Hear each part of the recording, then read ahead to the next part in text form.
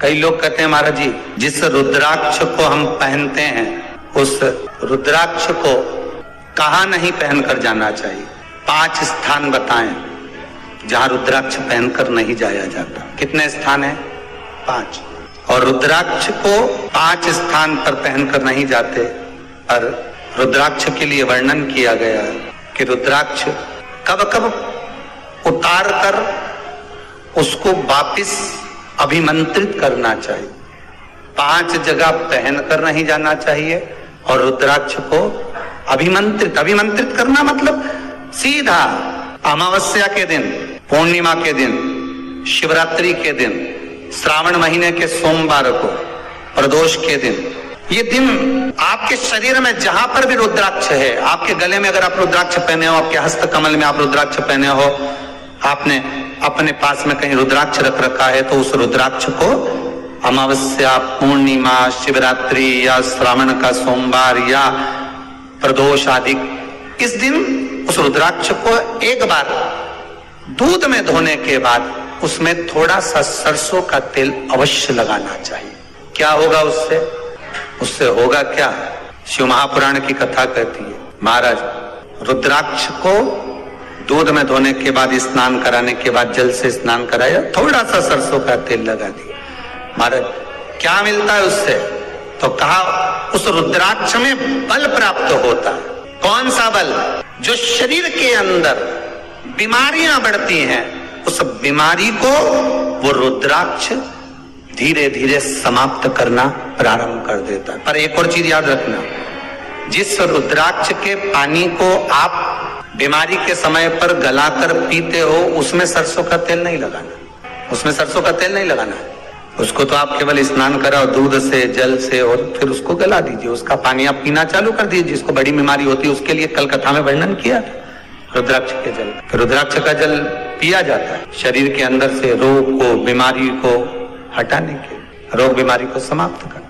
तब 5 स्थान बता दिए, 5 जगह बता दी, 5 स्थान निश्चित कर दिए जहां पर रुद्राक्ष को पहनकर नहीं जाना। पहला, किसी की मृत्यु वाली जगह पर। दूसरा, जहां पर बच्चे का जन्म हुआ, मृत्यु आदि जगह पर सूतक लगती है, जहां बच्चे का जन्म लेता है वहां सावड़ लगती है।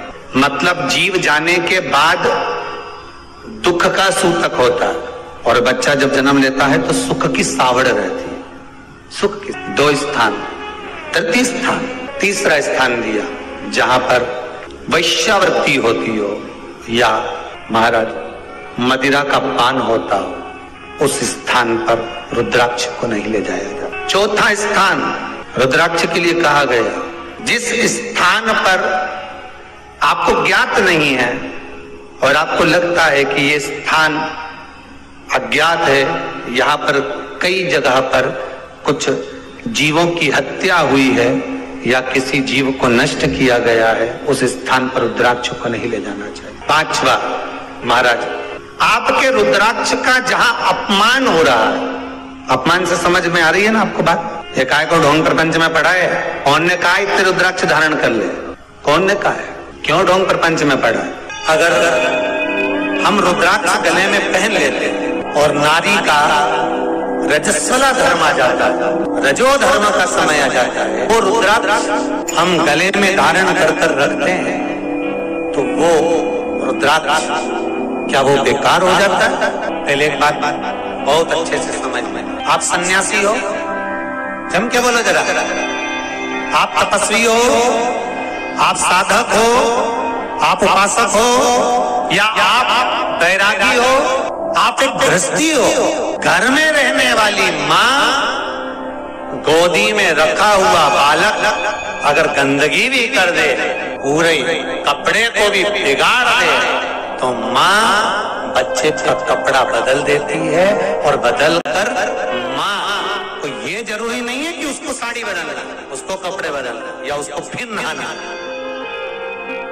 बच्चा जब गोदी में होता है तो माँ की गोद में कितनी बार भी गंदगी कर दे, फिर माँ अपने कपड़े बार बार नहीं बदलती, उसी कपड़े से काम करती रहती है, उसी कपड़े से सेवा करती रहती है, उसी कपड़े से भगवान का पूजन भी करेगी तो भगवान स्वीकार स्वीकार करेगा, क्योंकि मातृत्व के लिए, माँ के लिए, नारी के लिए छोड़ दिया गया है कि तुम पर हाँ, आप अगर पूजन करने बैठ रही हो तो आपको ये 7 दिन पूजन नहीं करना। पर रुद्राक्ष अगर आप पहन रहे हो, रुद्राक्ष अगर आप धारण कर रहे हो और अपने जीवन की सार्थकता के लिए स्वीकार कर रहे हो, जैसे तुलसी की माला और रुद्राक्ष की माला गले में पड़ी रहती है, तो ये कंपनी का ट्रेडमार्क होता है कि तुम कौन सी ब्रांड के हो। ये कंपनी का ट्रेडमार्क है।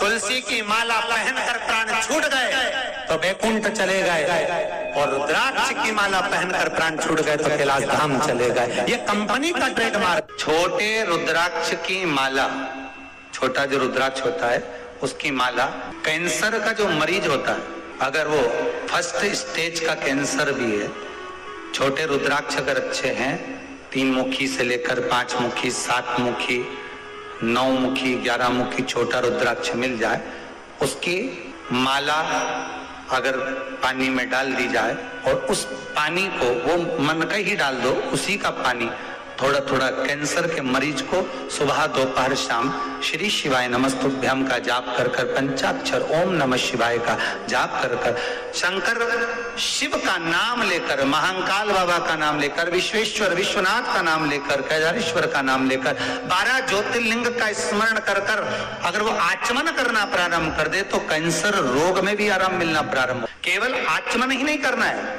अगर स्त्री है तो अपने उल्टे हाथ पर भी उस मनके की माला को लपेट सकती है। पुरुष है अपने राइट हैंड में उस माला को, अगर कैंसर से पीड़ित व्यक्ति है, रोग से बहुत पीड़ित व्यक्ति, उसको बल मिलता है, उसको पावर मिलता है, उसको एक एनर्जी, उसको एक तेज मिलता है रोग से लड़ने का। कई लोग कहते हैं महाराज जी रुद्राक्ष को सिद्ध कैसे करना चाहिए? तो शिव महापुराण में एक ही उपाय लिखा है, 108 बेलपत्र पर शंकर का नाम लिखकर समर्पित कर दो, या लाल चंदन चढ़ाकर समर्पित कर दो रुद्राक्ष के ऊपर, या उस रुद्राक्ष को आप अभिषेक में समर्पित कर, या उस रुद्राक्ष को सरसों के तेल में रखकर उसको फिर समर्पित शिव जी को कर। रुद्राक्ष को निकाला, शंकर जी के ऊपर रखा, शिव जी के चरणों में रखा, अभिषेक किया, उसको धारण किया। सिद्ध कैसे करना है? तो शिव महापुराण की कथा में एक संवाद बड़ा सुंदर लिखा कि रुद्राक्ष अपने आप में सिद्ध है।